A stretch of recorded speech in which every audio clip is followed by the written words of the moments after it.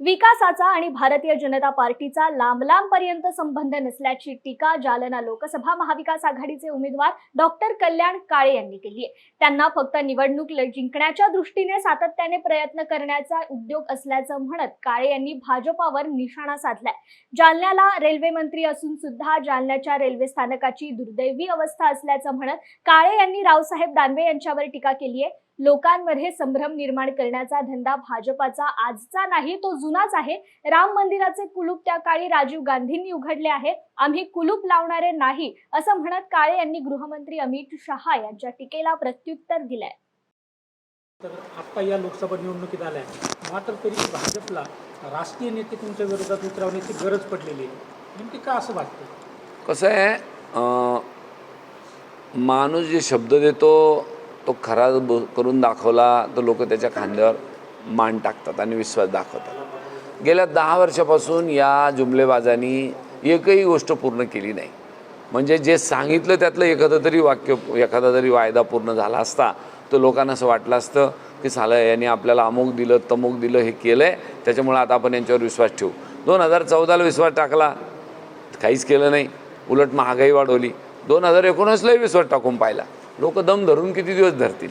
10 वर्ष झाले ना. 10 वर्ष हा फार मोठा काळ आहे. असे अनेक तरुण आहे की ज्यांचे वय संपले बिचारे, त्यांना नोकऱ्या नाही लागल्या. MPSC झाली, UPSC झाली, अनेक ठिकाणी परीक्षा दिल्या, तलाट्याच्या दिल्या, मंडळाधिकाऱ्यात दिल्या. त्या बिचारे वय झाले हो, काही नाही, कोर्टात गेले, त्या परीक्षेला स्थगिती आणली आणि काय करतील लोक.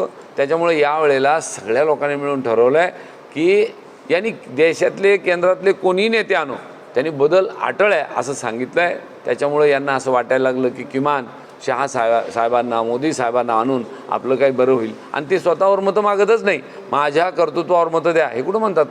मला मत द्या म्हणजे मोदीला मत जाईल, मोदी साहेबांना मत जाईल असं बोलतात. मला सांगा, जर स्वतःच्या मनगटात ताकद असती तर म्हणले असते का ते? आमच्याकडे तसं होत नाही. बघा उद्धव साहेब आल्यावर उद्या काय बोलतात ते. आमच्याकडे उद्धव साहेबांची सभा आहे. मराठा समाजातून भाजपच्या उमेदवाराला विरोध होताना दिसतोय.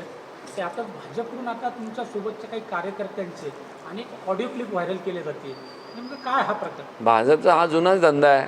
याची क्लिप तोडायची, त्याला जोडायची, त्याची क्लिप काढायची, याला जोडायची आणि लोकांमध्ये पब्लिश करायची आणि आपला उल्लू सीधा करायचा. नवीन काही नाही त्याच्यामध्ये.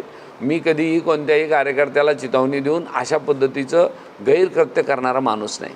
की लोकशाहीला जे शोभेल ते काम आपण केलं पाहिजे.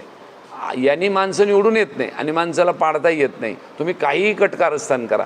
कटकारस्थान करणाऱ्याचं आता त्यांच्यापेक्षा जास्त आणि माझ्यापेक्षाही जास्त तरुण पोरांना आता सोशल मीडिया कळायला लागला आहे. आता हे सोशल मीडियाचं गारुळ आहे ना, हे त्यांच्यावर उलटतं आहे. 2014ला त्यांनी या गारुळावर सत्ता आणली होती. आता मात्र लोक त्याला ठोसा उत्तर द्यायला लागले. हे चुकीचं आहे आणि त्याच्यामुळे आता त्यांना अशा खोट्या कितीही क्लिपा दाखवल्या तर लोक काही त्यांच्या भुरळ्याला बळी पडणार नाही. 2009च्या तुलनेत ही निवडणूक तुम्हाला कशी वाटते? 2009च्या तुलनेत ही निवडणूक मला अशी जाणवते. 2009ची निवडणूक ही खऱ्या अर्थाने दोघंही उमेदवाराला कठीण होती आणि समोर दोन्ही तुल्यबळ उमेदवार जसं भांडतात किंवा जसं लोकशाहीमध्ये जे मतं मागायची पद्धत असते ती करायचे, त्यावेळेला चांगले घासून लढाई झाली होती. यावेळेला ही लढाई घासून नाही. यावेळेला निवडणूक ही जनता जनार्दनाने हाती घेतलेली आहे आणि 100% कौल हा महाविकास आघाडीच्या बाजूने.